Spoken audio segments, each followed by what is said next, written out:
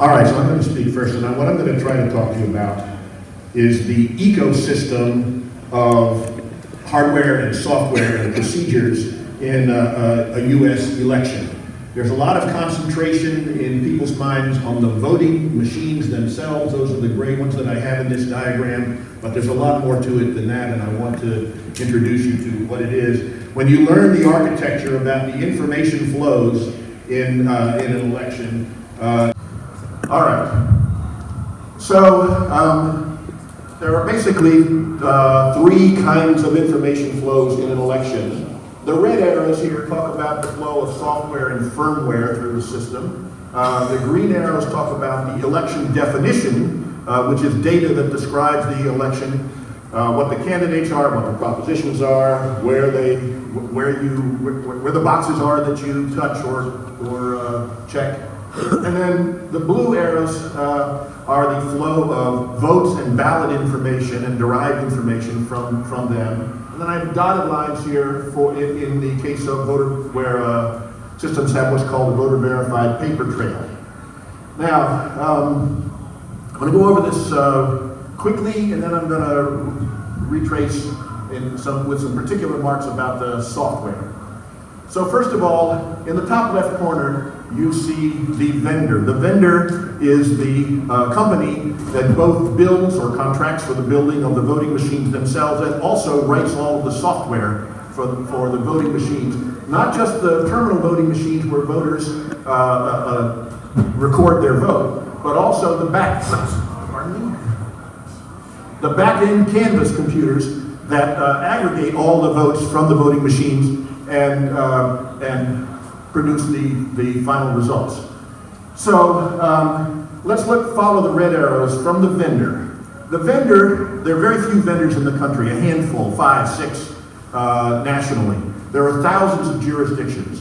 So many vendors, or each vendor sells to many jurisdictions.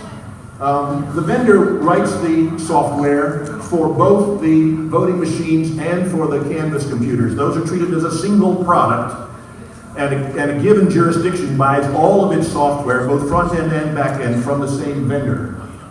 The vendor then sells its systems and services to the various jurisdictions. So the next line there is supposed to represent local election officials, government officials, who are legally responsible for the conduct of the election. They get copies of the software from the vendors. They only get binaries. They never see the source. That's one of the issues that I'll come back to later. They load those binaries prior to an election. They load those binaries onto the voting machines that are going to be distributed out into the precincts in the jurisdiction. This diagram is talking about electronic voting machines, such as you have over there in the hackers forum over there. You can vary this diagram for jurisdictions that use optical scan voting systems, but for purposes of today, I'm talking about electronic voting machines. All right, so the election officials install software in all of the voting machines, and they distribute all of the voting machines to each precinct a few days before the election. The voting machines sit there for a while in the custody of, maybe in nobody's custody. They may just be locked in a closet, or they may just be sitting in a hall somewhere, or they may be in the custody of a poll worker, but they find their ways to the poll on election day. Also, the election officials install the software in the Canvas systems and the so-called election management systems. Ideally, the election officials are the ones who run the Canvas and run the election management system. However, more and more it seems to be the case that jurisdictions don't actually do that. They also outsource the running of these applications, the back-end applications, to the very same vendors. So that's the flow of software to the voting machines and to the election management and Canvas systems. The flow of election definition data that describes the election also comes from the vendors to the election officials. The election officials load it onto the voting machines and to the canvas systems. Oftentimes, they outsource the production of that election definition file also to the vendors. So the vendors play an absolutely critical central role here. Oftentimes, a much stronger role than even the election officials do. The flow of votes. Of course, a voter walks into a precinct, authenticates himself as being allowed to vote in this election, being registered in this precinct, walks over to a voting machine, casts his vote.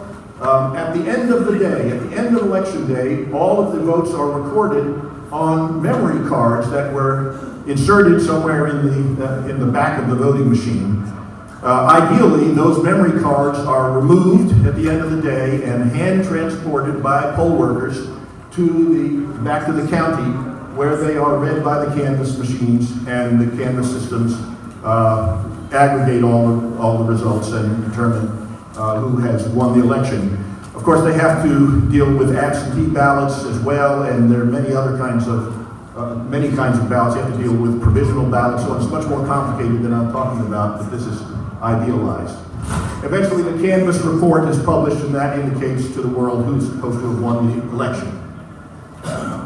Do a time check here. Okay. Some electronic voting machines have a feature called the voter verified paper audit trail.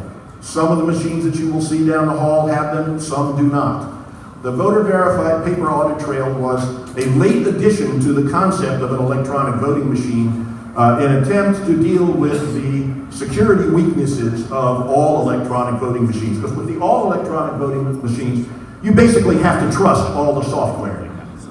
We did not want to be in that position, so we tried to, shall we say, back patch by adding a voter verified paper trail. And the way that works is this: when the voter is standing at the voting machine and presses that cast my ballot button, of course his ballot is recorded electronically, but it is also printed on paper at the side of the voting machine, and the voter is supposed to look at that, and the voter is supposed to verify what's printed on the paper is the way I intended to vote, and he's supposed to report it if there's any difference.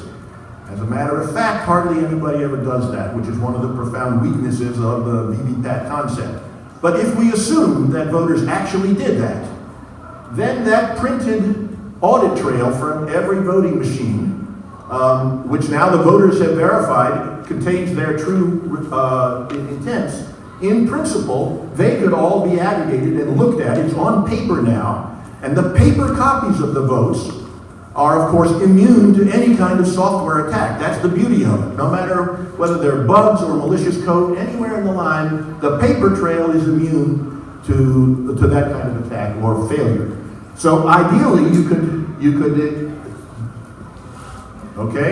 could take a random sample or the entire corpus of voter verified paper records and compare them to the Canvas report. And if there were differences, you could know there's a problem somewhere in the software, in the procedures used to aggregate, or possibly malicious code. And if the law so supported it, you could actually presumably prefer the results from the hand-counted paper audit trail. The law doesn't prefer this, but I mean, in principle, it could. So that's the general flow of software, votes, and election data. And I just want to make a few quick comments about the software itself before I turn this over to my colleague Barbara Simons.